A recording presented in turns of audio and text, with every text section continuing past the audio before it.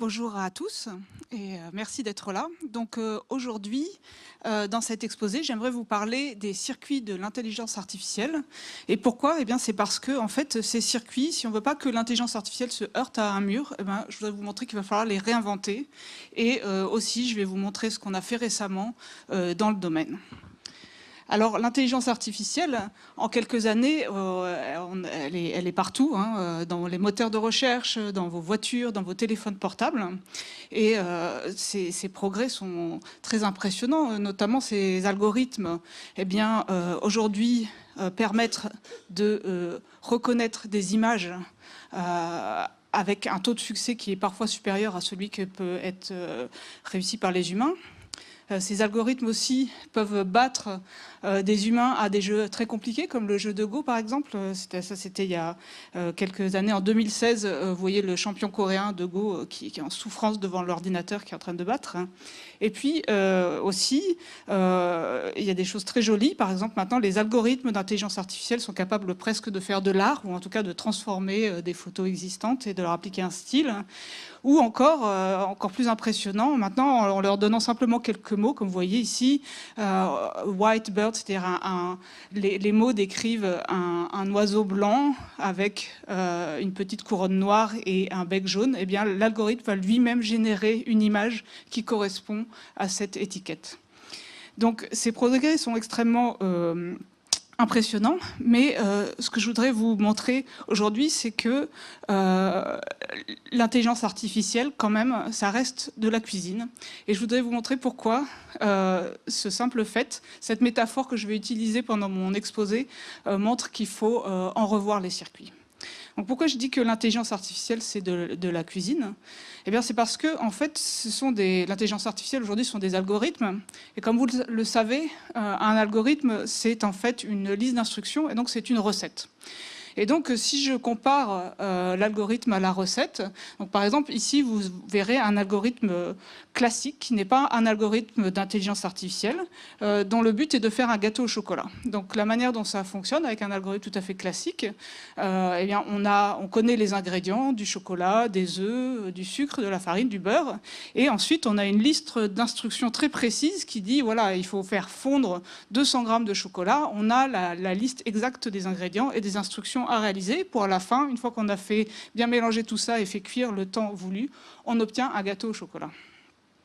Donc ça, c'est un algorithme classique, ce n'est pas une intelligence artificielle. Mais ce qu'on appelle le principe maintenant des intelligences artificielles sont des algorithmes qui ne détiennent pas exactement la recette, la liste des instructions exactes. Donc, en fait, le but de cet algorithme, ça va être d'apprendre à réaliser un gâteau au chocolat, d'essayer de deviner comment réaliser un gâteau au chocolat, en ne sachant seulement que, en fait, il faut du chocolat, des œufs, du sucre, de la farine et du beurre, mais on ne sait pas la quantité. Donc, comment est-ce que l'algorithme va fonctionner? En fait, c'est vraiment par essai-erreur. C'est-à-dire qu'au départ, on va prendre un nombre complètement au hasard de chocolat. Donc, par exemple, on va commencer par 1 kg de chocolat, 10 g de beurre, 20 g de farine, on va mettre 12 œufs et on va tenter un temps de cuisson de 10 minutes. On va suivre l'algorithme, donc la recette, et on va produire un gâteau. Et maintenant, quelqu'un va le tester, quelqu'un qui connaît vraiment le goût du gâteau au chocolat, et il va dire c'est pas très bon, c'est pas un gâteau au chocolat. Et donc, en fait, ensuite, on va recommencer. Mais l'astuce, c'est qu'on va être capable d'ajuster un petit peu les ingrédients, la quantité de chaque ingrédient pour se rapprocher du résultat voulu. Et on recommence à chaque fois, c'est-à-dire maintenant on va dire je vais plutôt essayer avec 900 g de chocolat, voilà, on va ajuster les ingrédients petit à petit, on va refaire un gâteau, on va retester, et puis ça ne va pas marcher encore, etc. On le fait, s'il le faut, 1 million de fois, jusqu'à ce qu'on ait obtenu un bon gâteau au chocolat. Donc c'est ça le principe aujourd'hui de l'intelligence artificielle, c'est cette méthode d'essai-erreur pour trouver la recette voulue. Donc ça peut sembler complètement bizarre de faire quelque chose pareil, mais en fait, dans le cas du gâteau au chocolat, bien sûr que ça n'a aucun intérêt, parce qu'on en connaît la recette, mais il y a des cas pour lesquels on ne connaît pas la recette. Par exemple, si je vous dis, voici toutes ces images, dans ces images vous voyez un chat, qu'est-ce qui caractérise un chat ? Comment est-ce qu'on peut savoir qu'il y a un chat? Comment est-ce que je peux écrire un algorithme comme celui du gâteau au chocolat pour dire à l'ordinateur, ici, il y a un chat? C'est pas évident, on peut dire qu'il y a des petites oreilles pointues, mais bon, il y a des chats qui ont des oreilles un peu plus rondes, la couleur, ils sont de toutes les couleurs, il y a tous les angles, etc. Donc en fait, dans ces cas-là où la recette n'est pas bien connue, c'est plus simple au final d'essayer de faire cet apprentissage qui nécessite énormément d'images de chats jusqu'à ce qu'à la fin, l'algorithme sache ce que c'est qu'un chat et puisse le reconnaître à chaque fois. Donc voilà. Alors, ces algorithmes, on l'a vu, ils apprennent. En fait, ces algorithmes, on les appelle des réseaux de neurones. Ils sont vraiment inspirés des neurones et des synapses du cerveau.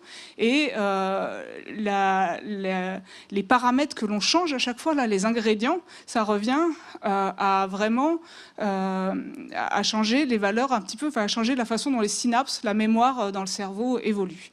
OK ? Donc, mais vraiment, c'est des algorithmes qui sont inspirés du cerveau. Mais cependant, aujourd'hui, ils ne tournent pas du tout sur des architectures qui ressemblent à notre cerveau. En fait, ces algorithmes, aujourd'hui, ce qu'on fait, c'est qu'on écrit la liste d'instructions. Ensuite, on la traduit. Ici, vous voyez, à gauche de l'écran, c'est des lignes de code. Hein, c'est comme ça qu'on écrit un programme. Et ensuite, ce code, on va le compiler. C'est-à-dire qu'il va être transformé en série de 0 et de 1. Et puis, il va être envoyé à l'intérieur de notre ordinateur. Et c'est là qu'il va tourner, dans nos ordinateurs classiques. Et ça, en fait, ça pose un gros problème. Pourquoi ça pose un problème? C'est parce que dans notre ordinateur, la cuisine, l'endroit où on va faire tourner la recette, elle est composée de deux éléments principaux qui s'appellent la mémoire et le processeur. La mémoire de l'ordinateur, c'est l'endroit où on vient mettre tous les ingrédients, donc le chocolat, la farine, les œufs. Le processeur, c'est l'endroit où on va venir faire vraiment la cuisine, donc couper les ingrédients, les mélanger, mixer, etc. Dans un ordinateur classique, aujourd'hui, la mémoire et le processeur sont séparés de quelques millimètres. Ça peut sembler extrêmement peu, quelques millimètres. Seulement, en fait, à l'échelle, si on revenait à l'échelle d'une cuisine, ces quelques millimètres se transforment en une centaine de mètres. Donc les données, si vous voulez, lorsqu'on cuisine, lorsqu'on fait tourner l'algorithme, on est obligé d'aller chercher les ingrédients dans la mémoire, de parcourir 100 mètres sur une sorte de bus, qui est le bus des données, d'aller les cuisiner dans le processeur, et ensuite de revenir pour mettre les ingrédients. Par exemple, là-bas, j'ai été mélanger la farine, etc. Hop, il faut que je revienne chercher du sucre, etc. Parce que en plus, je ne peux pas amener autant d'ingrédients que je voudrais dans le processeur. Donc ça va si on suit une recette classique de gâteau au chocolat. C'est-à-dire ça va si on ne fait pas un algorithme d'intelligence artificielle. Donc c'est pour ça que nos ordinateurs aujourd'hui, ils font très bien des logiciels de traitement de données, tout ça, parce que ça ne nécessite pas beaucoup d'ingrédients. Mais vous avez vu que dans l'algorithme d'intelligence artificielle, si je voulais faire un gâteau au chocolat à la manière intelligence artificielle, il fallait vraiment que je commence avec des ingrédients complètement aléatoires, qu'ensuite j'aille faire toute ma recette du gâteau au chocolat avec ces ingrédients, que je regarde que je teste si le gâteau au chocolat est bon, et comme il n'est pas bon en général au début, hop, il faut tout recommencer tout ça, et ça, il faut le faire 1 million de fois à peu près jusqu'à ce que ça marche, d'accord? Et donc vous imaginez bien que le fait qu'il y ait 100 mètres entre l'endroit où je vais mettre mes ingrédients, c'est-à-dire le frigo, la mémoire, et l'endroit où je vais faire la cuisine, le processeur, ça ralentit le processus de manière incroyable. C'est comme si on voulait faire Top Chef dans une cuisine qui n'était pas du tout adaptée, hein, avec 100 mètres à parcourir à chaque fois dans sa cuisine. Donc ça, non seulement ça ralentit vraiment les algorithmes d'intelligence artificielle, ce qui fait qu'aujourd'hui, ces algorithmes ne sont pas capables, comme le cerveau, d'apprendre au fur et à mesure des données, en fait. C'est pas possible. Et ils mettent très très longtemps à être entraînés. Pour leur faire apprendre, il faut des mois parfois. Et puis, en plus, ce bus-là, qui amène les données sur des quantités comme ça, 100 mètres. À chaque fois que j'ai un ingrédient, je suis obligée de faire 100 mètres, une tomate 100 mètres, un citron 100 mètres. Et bien, en fait, ça consomme énormément d'énergie. Et c'est pour ça aussi que les algorithmes d'intelligence artificielle, aujourd'hui, ils ne tournent pas vraiment sur vos téléphones portables ou vos tablettes. En fait, ils ne marchent que parce qu'ils sont connectés à ce qu'on appelle le cloud. Donc c'est un joli mot, ça veut dire le nuage, et qui cache en fait derrière le nuage, c'est qu'en fait ces algorithmes, ils sont en train de tourner dans des centres de données énormes, souvent aux États-Unis, et qui consomment des quantités d'électricité faramineuses. Donc le cloud, c'est plutôt ce gros nuage de pollution qui est ici. Aujourd'hui, l'information de la technologie, la l'industrie de la technologie de l'information consomme plus d'électricité que l'Inde entière. Et en fait, comme on utilise de plus en plus les algorithmes d'intelligence artificielle, c'est un chiffre qui risque vraiment d'augmenter fortement. Alors, qu'est-ce qu'on peut faire? Est-ce qu'il y a une solution à ça? Bon, je crois que vous le voyez, il y a un problème dans la cuisine. Ça ne va pas. Il faut vraiment qu'on trouve un moyen de rapprocher fortement la mémoire et le processeur. Et comment est-ce qu'on peut faire ça? Eh ben, c'est tout simple. On peut s'inspirer de notre cerveau. Parce qu'après tout, notre cerveau, c'est de lui dont ces algorithmes s'inspirent. C'est lui le réseau de neurones initial donc, qui imite ces algorithmes. Or, notre cerveau, il a un réseau de neurones, mais vraiment beaucoup plus gros que n'importe lequel qu'on est capable de réaliser aujourd'hui avec nos algorithmes, de faire tourner. Mais en plus, il consomme très peu. Il consomme 20 watts à peu près, c'est-à-dire moins qu'une ampoule électrique. Donc avec moins qu'une ampoule électrique, on est capable de réfléchir, d'inventer, de créer, de faire tout un tas de choses extraordinaires que nos ordinateurs ne sont pas encore capables de faire. Et la raison pour ça, c'est que tout simplement, on est optimisé pour ça. Évidemment, nous, on ne peut pas aller se brancher à une prise électrique. On a besoin d'aller chercher la nourriture, d'aller chercher la nourriture, et donc on ne peut pas consommer plus que ce qu'on peut stocker en nous.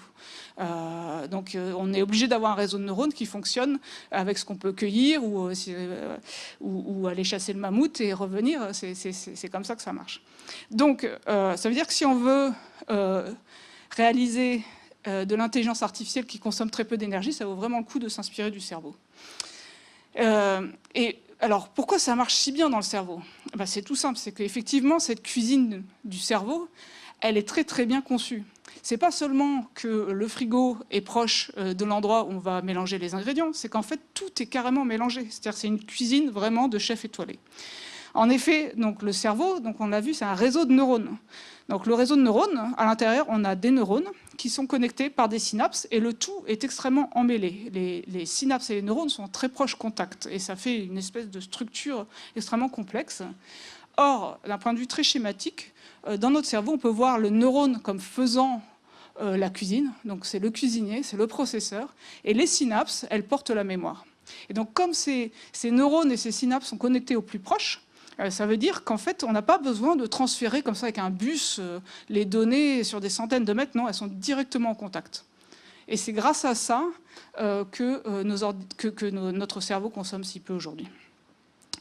Donc, qu'est-ce que ça veut dire? Ça veut dire qu'il faut réussir à faire des circuits où on viendrait entremêler au plus proche la logique, enfin, le processeur, la cuisine et la mémoire, les synapses. Et donc, aujourd'hui, les gens se disent, oui, on va faire ça. En fait, c'est assez clair que c'est ce qu'il faut faire. Donc, on se dit, en fait, au lieu de faire des lignes de code, les compiler 0,1 et tout ça, d'aller dans un processeur, non, on va essayer de faire des synapses physiques, d'imiter les synapses, on va essayer d'imiter les neurones et on va essayer de les connecter au plus proche. On va essayer de faire ça. Parce que ça, vraiment, ça pourrait permettre de gagner des facteurs 1000 sur l'énergie et pareil sur la vitesse de traitement. Donc, ce serait considérable. Alors, pour ça, il faut se demander, d'accord, mais si on veut faire ces neurones et ces synapses, si on veut les imiter, mais qu'est-ce qu'on imite? Ils font quoi, les neurones et les synapses? Donc, dans le cerveau, les neurones, ils vont recevoir des informations, ils vont avoir ce qu'on appelle une tension appliquée sur leur membrane. Et en fonction de la valeur de cette tension, ils vont émettre des impulsions électriques lorsque cette tension atteint un certain seuil. Et ensuite, ces impulsions électriques, elles vont se propager, comme vous le voyez dans ce petit film, le long des fils qui relient les neurones entre eux, donc les axones et les dendrites.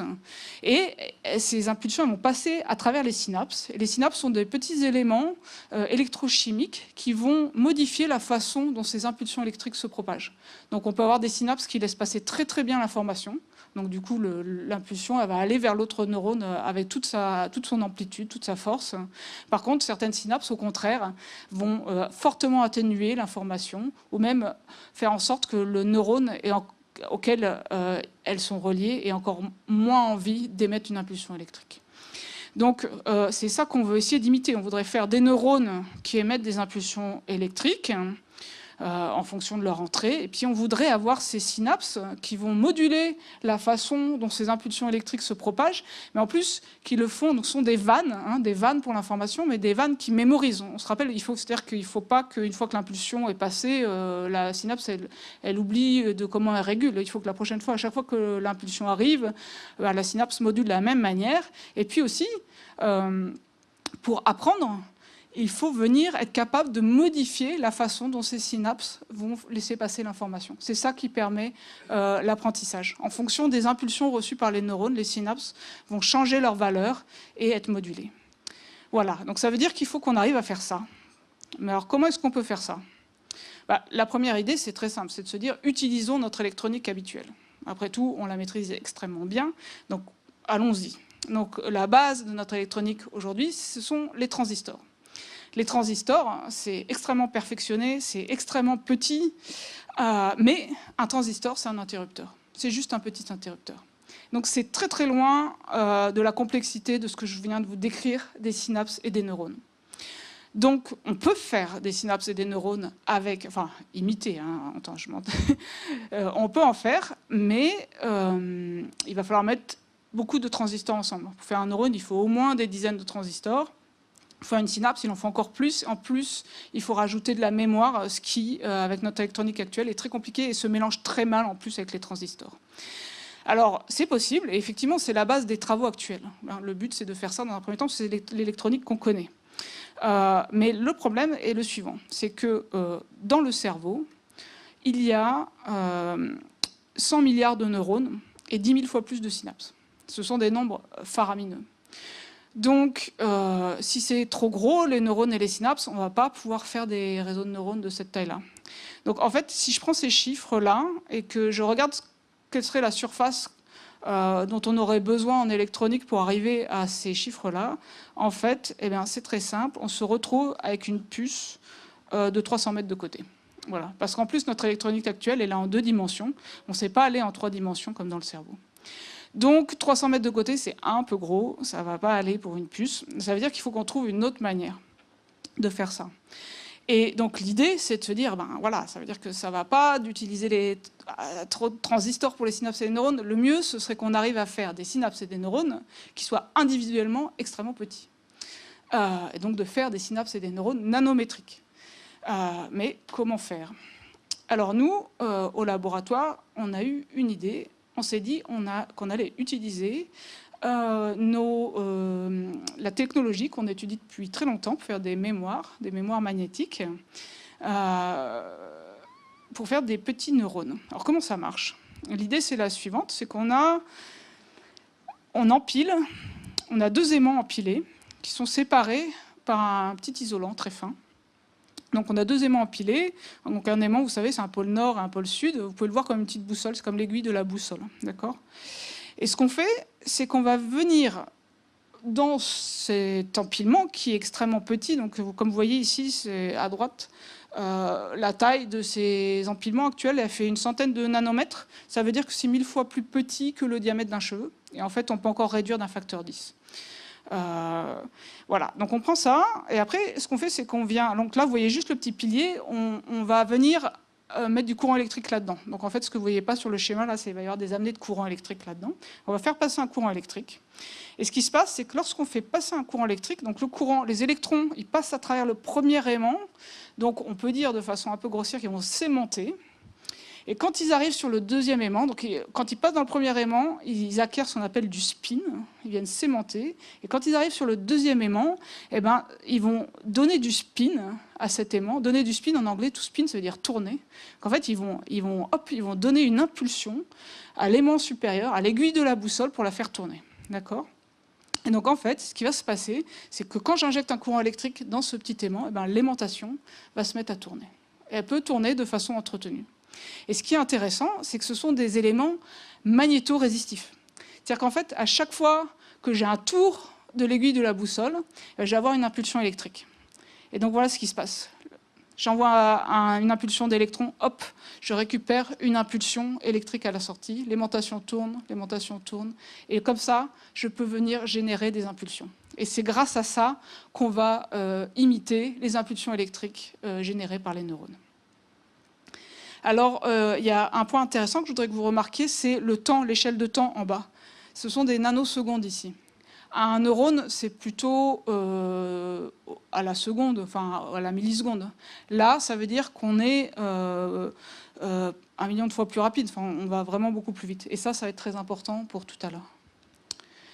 Alors, ce qui se passe, c'est qu'on a donc eu cette idée, voilà, là, ce que je vous ai montré, ça ressemble vraiment en quelque sorte aux impulsions émises par les neurones, mais ça prouve rien. Il faut quand même montrer que notre composant est capable de faire des tâches, des choses intéressantes. Parce que le problème, c'est que les nanocomposants, comme ils sont tout petits, ils sont fragiles. Donc, ils peuvent être très sensibles à la température, donc ça peut se dégrader aussi en fonction du temps, etc. Alors, quand même, si on veut faire du traitement de l'information, il faut un minimum de fiabilité.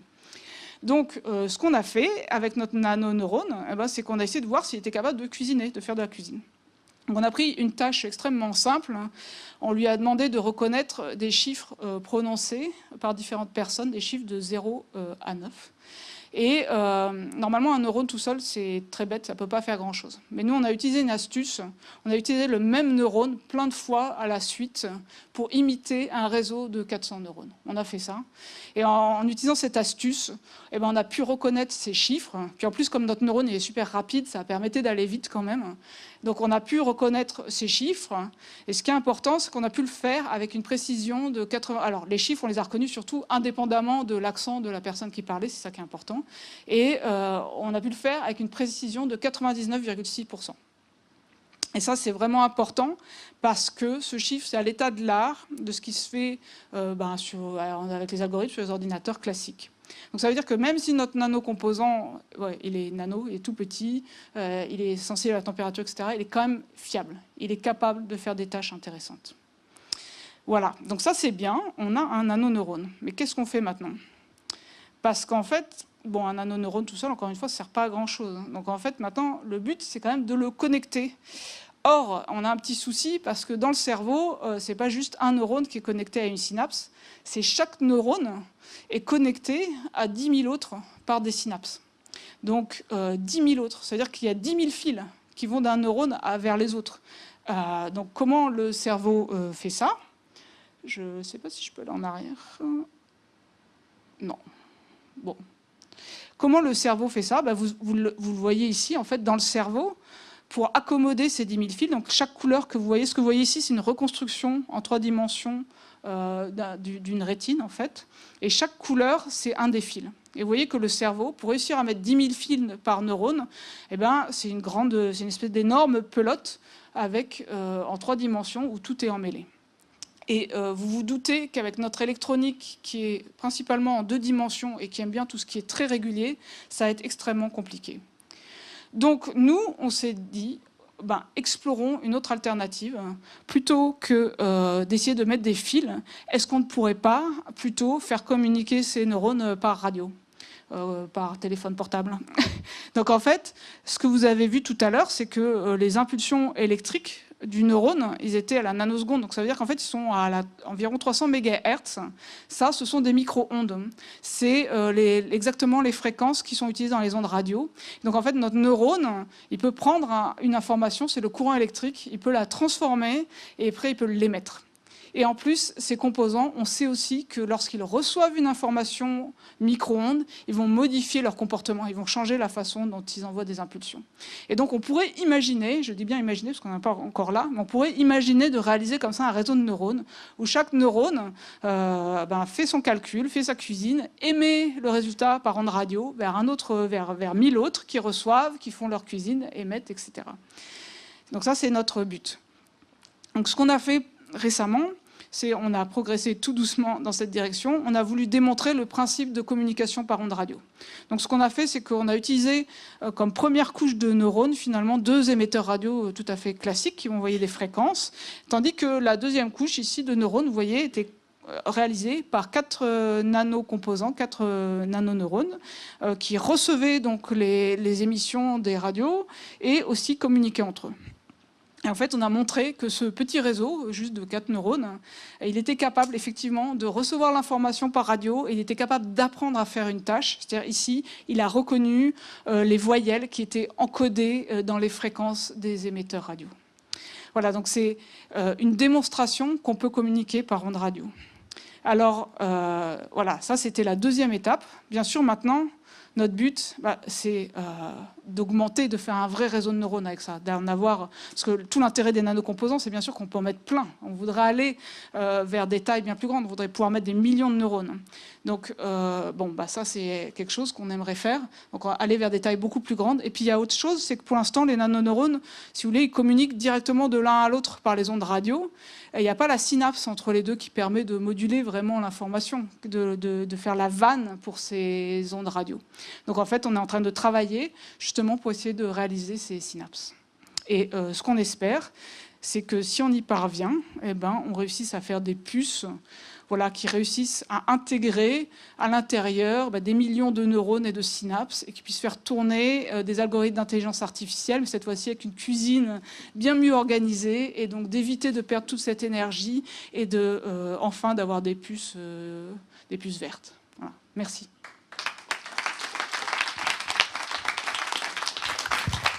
Merci beaucoup, Julie Grelier, pour cette belle démonstration.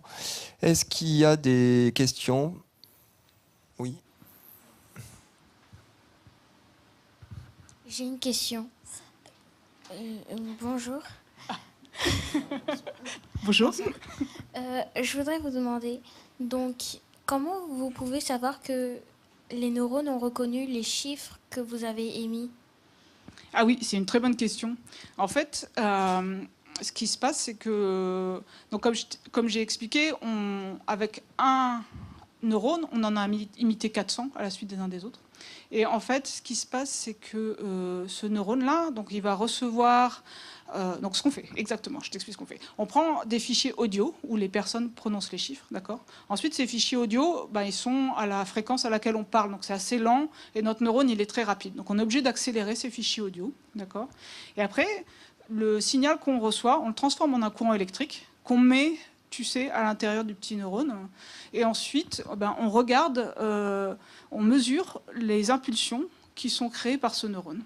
Et en fait, ce qu'on constate, c'est qu'on réussit à faire en sorte que, suivant le signal qu'on envoie, la réponse des neurones sont très différentes si la personne elle prononce 1 ou si la personne elle prononce 9. Donc grâce à ça, en produisant, grâce à la réponse vraiment, les impulsions du neurone, ça fait vraiment du coup des réponses extrêmement différentes et ça nous permet de savoir ce qui a été prononcé. Donc, vous avez dit que les clouds, ce sont des appareils qui consomment beaucoup d'énergie. Et pour les ordinateurs, comment cela fait-il que certains ordinateurs ne chauffent pas et pourtant qu'ils sont capables de faire beaucoup de tâches en même temps ? Est-ce que cela fait chauffer beaucoup de clouds ? Alors, dans nos ordinateurs, on a un petit processeur qui consomme 100 watts. 100 watts, c'est ce qu'on peut refroidir avec un petit ventilateur à peu près. Donc, du coup,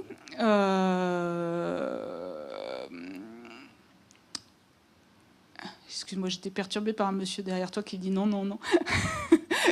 Donc, c'était quoi ta question ? De savoir pourquoi nos ordinateurs ne chauffaient pas et qu'on pouvait quand même faire plein de tâches, c'est ça ? Eh ben, les tâches qu'on fait avec nos ordinateurs, typiquement jusqu'ici, ce n'est pas des tâches d'entraînement de ces réseaux de neurones. En fait, on utilise avec nos ordinateurs soit des réseaux de neurones qui ont déjà été entraînés, ou alors on utilise des algorithmes très classiques qui, eux, souffrent beaucoup moins du problème de la cuisine qui est mal faite, de la distance entre le processeur et la mémoire. Et du coup, c'est grâce à ça qu'on peut faire tourner sans trop chauffer. Pour les programmes et pour les actions. Il y a 2-3 personnes, je t'en prie. Allez, dernière, vas-y. Oui, c'est ma dernière, je m'excuse.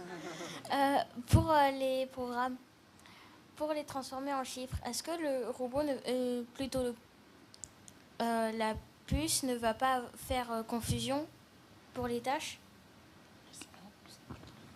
Pardon, pour les... Pour les programmes, comme c'est seulement 2 chiffres binaires, est-ce que ça ne va pas confondre, créer une confusion ? Quel programme, tu veux dire ? Quand on programme pour transmettre aux puces. Ah oui, qu'il y a que des 0 et des 1 ? Oui. Oui, ah oui. En fait, on se débrouille pour que ça ne crée pas de confusion parce qu'en fait, on les envoie par paquet. Ou, enfin, il y a différentes manières pour encoder l'information dans ces suites de 0 et de 1. Je vous remercie beaucoup.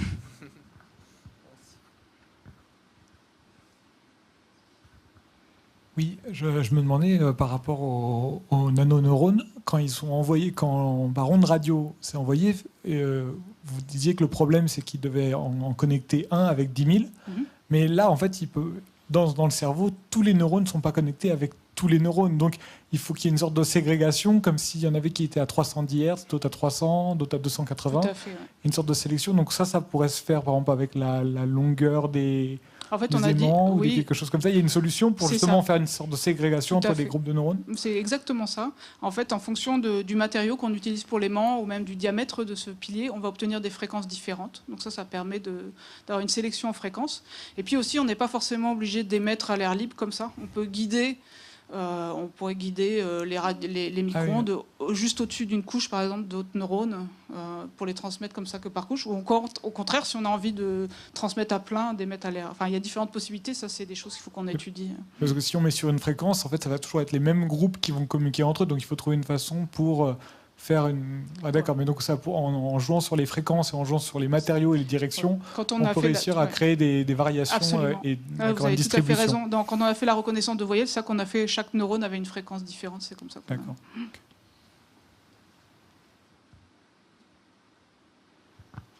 Une question?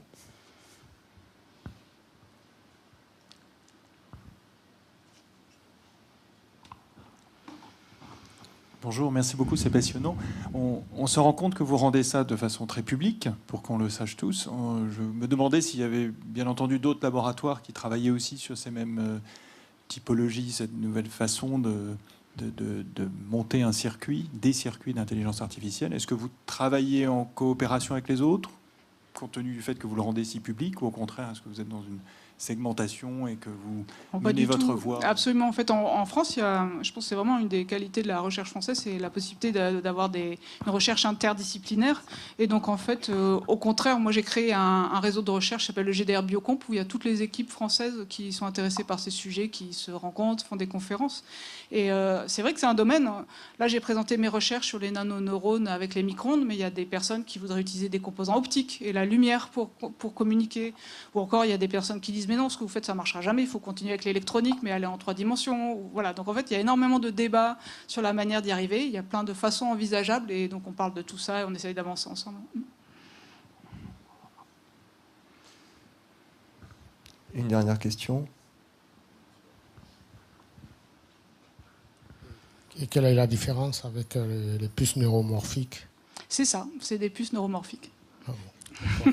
Neuromorphique, c'est exactement ça. Ça veut dire neuromorphe, morphe inspiré de l'architecture du cerveau.